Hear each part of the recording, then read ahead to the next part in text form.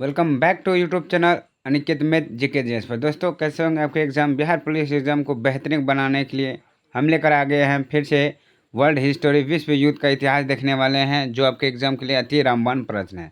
जब ये हाल ही में कल यानी 7 तारीख का जो एग्ज़ाम हुआ है बिहार पुलिस के लिए, उसमें पूछे गए हैं वर्ल्ड हिस्टोरी से महत्वपूर्ण प्रश्न। तो वही प्रश्न हम लेकर आ गए हैं जो आपके एग्ज़ाम में देखने वाले हैं। ये आज एजुकेशन सेंटर जो जिसका डॉक्टर एस के झा के सर के द्वारा जो प्रश्न करवाए देते वही प्रश्न लेकर आए गए हैं। चलिए दोस्तों, बिना देरी के साथ हम प्रश्न और बढ़ते हैं। आप लोग से रिक्वेस्ट है कि वीडियो को शुरू से अंत तक जरूर देखें। ये न्यू सिलेबस आधारित 9 और 10 पर आधारित प्रश्न रहने वाले हैं। तो चलिए, विश्व युद्ध का इतिहास का पहला प्रश्न को और बढ़ते हैं। आपका देखेंगे 130 से जो ये विश्व इतिहास का जो प्रश्न है वही प्रश्न देखने वाले हैं। तो पहला प्रश्न है कि रूस जापान युद्ध कब हुआ था? दोस्तों, रूस और जापान की युद्ध कब हुआ? 1905 ईस्वी में हुआ था। किसका युद्ध? रूस और जापान की युद्ध हुआ था। अगली प्रश्न को बढ़ते हैं। त्रिगुट सम्मेलन कब हुआ था? त्रिगुट सम्मेलन 1882 ईस्वी में त्रिगुट सम्मेलन हुआ था। अगली प्रश्न है कि वर्सरा की संधि में कुल कितने देश निर्णायक भूमिका निभा रहे थे? तो वर्सरा की संधि में कुल कितने देश निर्णायक भूमिका निभा रहे थे? तो 3 देश जो थे वो निर्णायक भूमिका निभा रहे थे।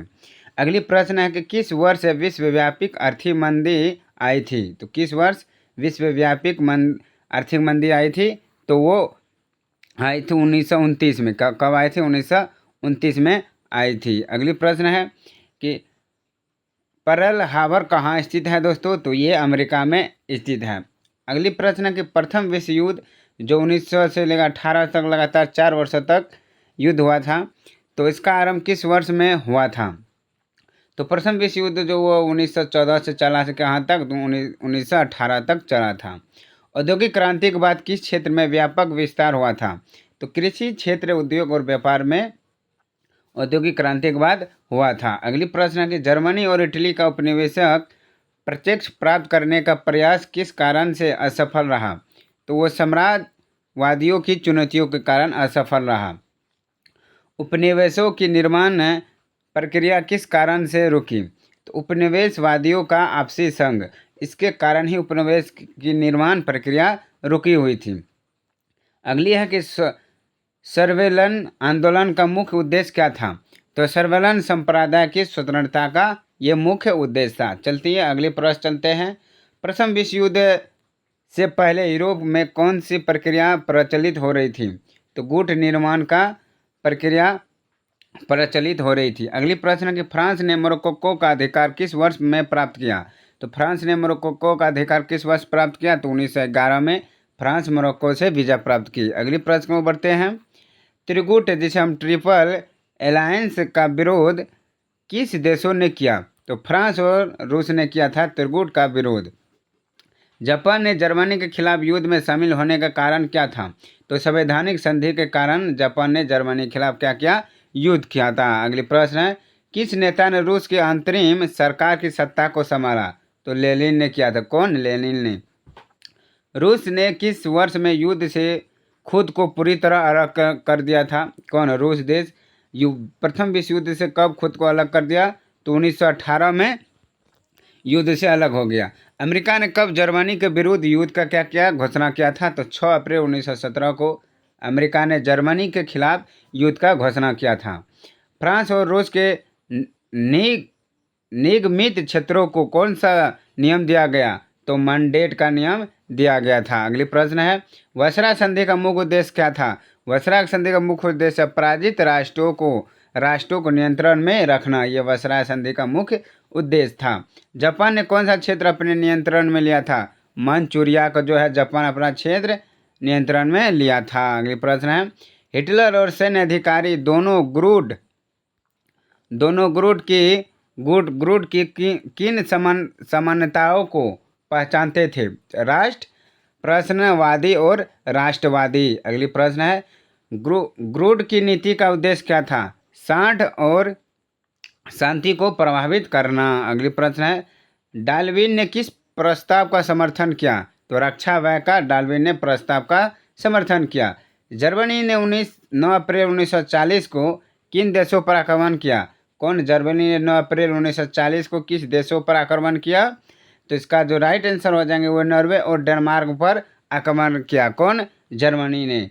22 जून 1941 को जर्मनी ने किस देश पर आक्रमण किया? तो सोवियत संघ पर भी जर्मनी ने आक्रमण किया था। कब? 22 जून 1941 को। जर्मनी ने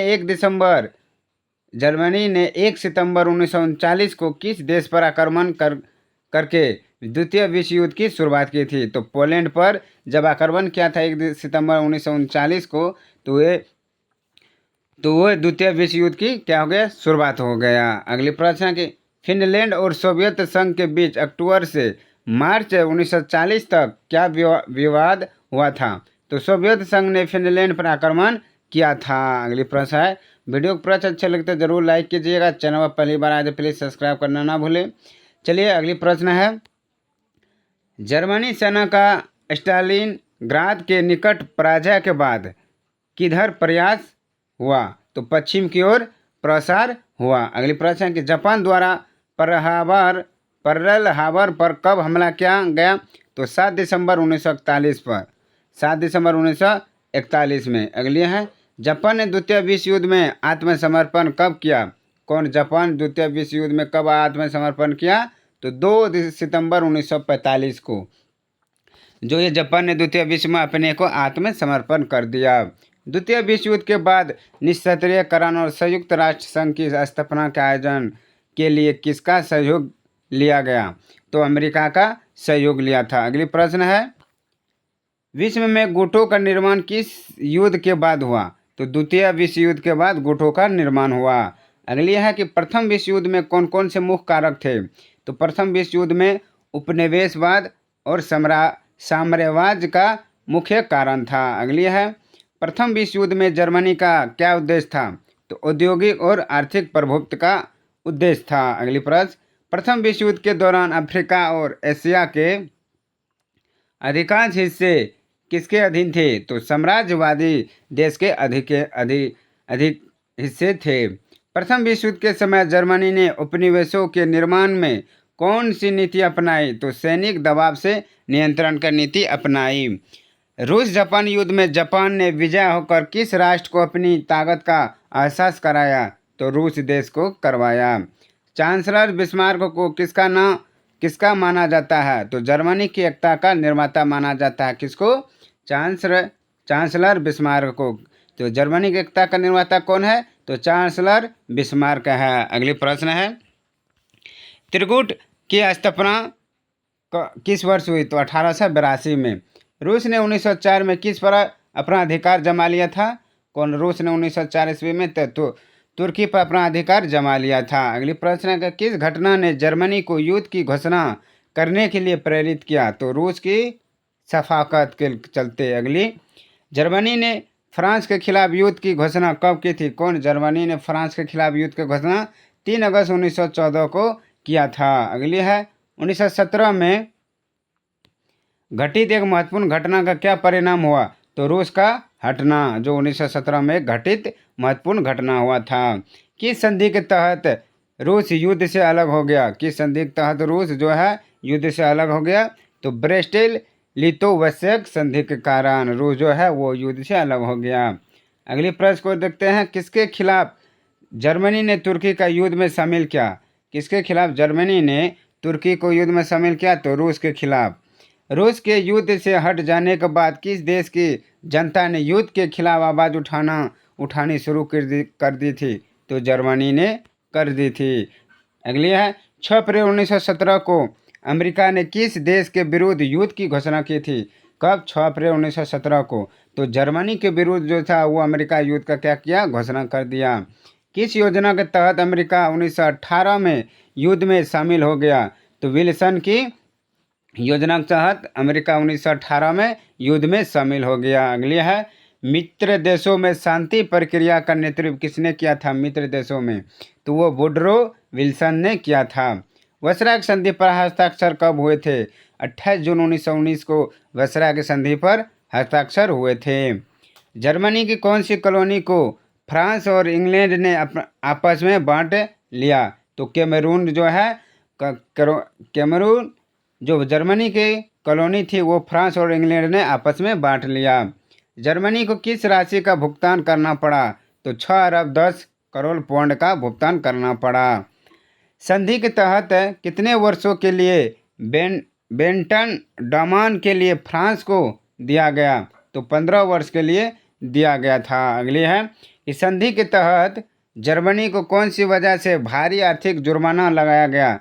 तो विश्व युद्ध के जिम्मेदार होने पर, इसीलिए जर्मनी को भारी आर्थिक जुर्माना लगाया गया। अगली प्रश्न है कि जर्मनी को विभाजित करने के क्षेत्र को क्या नाम दिया गया था? तो बाल्कन का क्षेत्र जो जर्मनी को विभाजित करने का क्षेत्र का नाम दिया था। अगली है कि प्रथम विश्व युद्ध के दौरान किस तरह की समस्या उत्पन्न हुई? इसका आंसर आप लोग कमेंट में ज़रूर बताइए कि प्रथम विश्व युद्ध के दौरान किस तरह की समस्या उत्पन्न हुई। अगली प्रश्न है कि अमेरिका के राष्ट्रपति वुडरो विल्सन ने किस अंग का समर्थन दिया? तो लीग ऑफ नेशन का समर्थन दिया था। अमेरिका के राष्ट्रपति कौन थे? Woodrow Wilson. प्रथम विश्व युद्ध के बाद यूरोप में क्या प्रभाव पड़ा? तो आर्थिक संकट प्रथम विश्व युद्ध के बाद यूरोप में प्रभाव पड़ा। अगली प्रश्न, रूसी क्रांति के बाद कौन सा शासन स्थापित हुआ था? तो समाजवादी शासन स्थापित हुआ था रूसी क्रांति के बाद। यूरोप में प्रथम विश्व युद्ध के बाद कौन सी प्रमुख शक्ति उभर कर सामने आई? तो अमेरिका शक्ति। अगली प्रश्न है, द्वितीय विश्व युद्ध की समाप्ति के बाद कौन सी संधि की शुरुआत हुई? तो पेरिस की संधि शुरुआत हुई थी द्वितीय विश्व युद्ध के समाप्ति के बाद। अगली प्रश्न को बढ़ते हैं, 1936 में यूरोप के कितने देशों ने अपने हस्तक्षेप से पीछे हट गए थे? तो पीछे हट गए थे तो दो देश, अमेरिका और रूस ने। द्वितीय विश्व युद्ध में किस देश के साम्राज्यवादी नीति का प्रमुखता से विरोध हुआ? तो जापान का हुआ। अगली प्रश्न, जर्मनी और इटली ने किन देशों को धोखेबाजी की नीति से प्रेरित किया? तो रूस और फ्रांस। इतिहासकार किस संधि को द्वितीय विश्व युद्ध का मुख्य कारण मानते हैं? तो वर्साय संधि का मुख्य कारण मानते हैं। अगली है कि यूरोप में द्वितीय विश्व युद्ध का अंत किस तिथि पर हुआ था? तो 8 मई 1945 में यूरोप में द्वितीय विश्व युद्ध का क्या हुआ? अंत हो गया। चर्चिल ने मार्च 1937 में क्या घोषणा की थी? तो रक्षात्मक उपायों का समर्थन। अगली प्रश्न, ग्रूड के प्रस्तावित उपायों का उद्देश्य था? तो सैनिक सुरक्षा। द्वितीय विश्व युद्ध का एक प्रमुख कारण क्या था? तो राष्ट्रसंघ की शांति की कमी, यही द्वितीय विश्व युद्ध का एक प्रमुख कारण था। विश्वव्यापी आर्थिक मंदी का कारण क्या था? तो वैश्विक व्यापार संकट, ये विश्वव्यापी आर्थिक मंदी का कारण था। नई विश्व व्यवस्था के उदय का मुख्य उद्देश्य क्या था? तो नाजीवाद और फाजीवाद का प्रसार करना। अगले प्रश्न है, हिटलर की नाजी सरकार किस पर आधारित थी? तो जातीय श्रेष्ठता के सिद्धांत पर आधारित था हिटलर की नाजी सरकार। हिटलर की नीतियों ने किस राष्ट्र को प्रभावित किया? तो इटली राज्य को हिटलर ने प्रभावित किया था। प्रथम अंतर्राष्ट्रीय आंदोलन की शुरुआत किसके बाद हुई? तो प्रथम विश्व युद्ध के बाद हुई प्रथम अंतर्राष्ट्रीय आंदोलन की शुरुआत हुई थी। अगली है कि 1937 ईस्वी में हिटलर और मुसोलिनी ने किस क्षेत्र पर अधिकार की अनुमति दी? तो ऑस्ट्रेलिया पर दी थी। अगली है, स्विट्जरलैंड पर हिटलर के ध्यान का कारण कौन सा था? तो भौगोलिक स्थिति का। अगली प्रश्न को बढ़ते हैं, 1938 में हिटलर और मुसोलिनी किस देश के साथ संधि पर हस्ताक्षर किए थे? तो सोवियत संघ पर हस्ताक्षर किए थे। अगली प्रश्न को बढ़ते हैं, द्वितीय विश्व युद्ध के बाद द्वितीय विश्व युद्ध की शुरुआत किस तारीख की हुई? तो 1 सितंबर 1939 को द्वितीय विश्व युद्ध का शुरुआत हुई थी। 1939 के सितंबर अक्टूबर के महीने में बाल्टिक राजमंडल के किन देशों ने रूस के साथ सुरक्षा संधि पर हस्ताक्षर किए? तो एस्टोनिया, लाटविया और लिथुआनिया। अगली प्रश्न है, जून 1940 में किस देश ने बेल्जियम और फ्रांस पर कब्जा जमा लिया? तो जर्मनी ने 1940 में बेल्जियम और फ्रांस पर क्या कर दिया? कब्जा जमा लिया। जर्मनी ने 1941 में मस्को पर कब्जा पाने के लिए क्या किया? मस्को की ओर बड़े भूभाग पर आक्रमण किए। कब जर्मनी ने आत्मसमर्पण किया था? तो 1945 मई 1945 में जर्मनी ने अपने आप को आत्मसमर्पण किया। जापान द्वारा अमेरिका पर हमला करने का क्या परिणाम हुआ? अमेरिका का युद्ध में शामिल होना। द्वितीय मोर्चे की स्थापना का मुख्य उद्देश्य किसका पराजय था? तो जर्मनी का पराजय था। कब जर्मन सेना पेरिस को छोड़कर भागी थी? जर्मन सेना पेरिस को छोड़कर भागी तो 6 जून 1914 को 44 को जर्मन सेना पेरिस को छोड़कर भागी थी। 6 जून 1944। द्वितीय मोर्चे में कौन कौन से देश शामिल थे? रूस और फ्रांस देश शामिल थे। जर्मनी के हवाई हमले के कारण किस महासंघ ने युद्ध की घोषणा की? तो अमेरिका की। अगली प्रश्न, अमेरिका और सोवियत संघ के बीच युद्ध का कौन सा दूसरा महत्वपूर्ण मोर्चा था? तो फ्रांस। अमेरिका ने जापान के किस शहर पर परमाणु बम गिराया था? हिरोशिमा पर पहला परमाणु बम गिराया था अमेरिका ने जापान के शहर में। कहाँ? हिरोशिमा। अगली है, अमेरिका ने दूसरा परमाणु बम कब गिरवाया? तो वो 9 अगस्त 1945 को। कहाँ गिराया था? तो वो गिराया था नागासाकी में। दूसरा परमाणु बम गिराया था 9 अगस्त 1945 को। द्वितीय विश्व युद्ध के परिणाम स्वरूप कितने लोग मारे गए? तो 5 करोड़ लोग मारे गए थे। द्वितीय विश्व युद्ध में कितने सैनिक मारे गए थे? 2.8 करोड़ सैनिक मारे गए थे। और द्वितीय विश्व युद्ध में कुल जनसंख्या का कितना प्रतिशत मारा गया था? तो 20% द्वितीय विश्व में कुल जनसंख्या का मृत्यु हुआ। और फांसीवादियों के अत्याचार के कारण कितने लोग मारे गए? तो 60 लाख फांसीवाद से मारे गए थे। द्वितीय विश्व युद्ध के दौरान जापान ने किस स्थान पर आत्मसमर्पण किया? तो रामापुर में जापान ने आत्मसमर्पण किया था। अगली प्रश्न को बढ़ते हैं। इंग्लैंड की शांति का आभास होने के बाद किस देश की शांति ने दुनिया का नेतृत्व किया? अमेरिका ने। द्वितीय विश्व युद्ध के बाद समाजवाद और साम्यवाद किस विचारधारा की प्रमुखता से उभरा था? तो साम्यवाद विचारधारा से उभरा था। द्वितीय विश्व युद्ध के बाद नव उपनिवेशवाद का विकास किस प्रकार के देशों के विकास के साथ हुआ था? तो नवीन स्वतंत्र राष्ट्र के साथ हुआ था। निम्नलिखित में से कौन सा देश वायसराय की संधि में शामिल थे? फ्रांस, इटली और जापान देश। प्रथम विश्व युद्ध के बाद किस संधि पर हस्ताक्षर हुए थे? तो वायसराय की संधि पर हस्ताक्षर हुए थे प्रथम विश्व युद्ध के बाद। दूसरे विश्व युद्ध के प्रथम विश्व युद्ध की ही परिणति थी। यह कथन किसने दिया था? तो जॉन मेरार्ड किन्स ने दिया था। विल्सन ने किस प्रकार से प्रथम विश्व युद्ध का मार्ग प्रस्तुत किया? तो पहली विश्व शांति प्रस्तावना देकर। अगली है, द्वितीय विश्व युद्ध के परिणामों का उल्लेख करें। तो संयुक्त राष्ट्र का गठन, द्विध्रुवीय विश्व की स्थापना, यूरोप का पूर्ण निर्माण, जर्मनी का विभाजन और परमाणु हथियारों का विकास, ये द्वितीय विश्व युद्ध के परिणामों का उल्लेख है। प्रथम विश्व युद्ध का तत्कालीन कारण क्या था? तो प्रथम विश्व युद्ध का तत्कालीन कारण था आर्चड्यूक फ्रांज फर्डिनेंड की हत्या के कारण था। जब फर्डिनेंड की हत्या हुई, यही प्रथम विश्व युद्ध का कारण था। इसके लिए ही प्रथम विश्व युद्ध शुरू हुआ था। तो चलिए दोस्तों, ये था वर्ल्ड हिस्ट्री से प्रश्न, जो आपका टोटल बन गया है 130 से लेकर 235 तक। चलिए आज के लिए इतना ही। फिर आप इसके बाद लेकर आएंगे नजीवाद से संबंधित प्रश्न लेकर आएंगे अगला अध्याय के साथ। दोस्तों, ये 9th का हिस्टोरी प्रश्न से संबंधित सारे प्रश्न है जो आपके एग्जाम के लिए अति रामबाण प्रश्न है। इससे बाहर आपको एग्जाम में नहीं पूछ सकते हैं। तो चलिए आज के लिए इतना ही। वीडियो अच्छे लगे तो जरूर लाइक कीजिए, और चैनल पर पहली बार जुटे तो प्लीज़ सब्सक्राइब करना ना भूले, और वीडियो को लाइक जरूर कीजिए। इसका PDF हम अपने टेलीग्राम पर दे देंगे, जिसका लिंक दिया गया है। चलिए आज के लिए इतना ही। धन्यवाद। जय हिंद।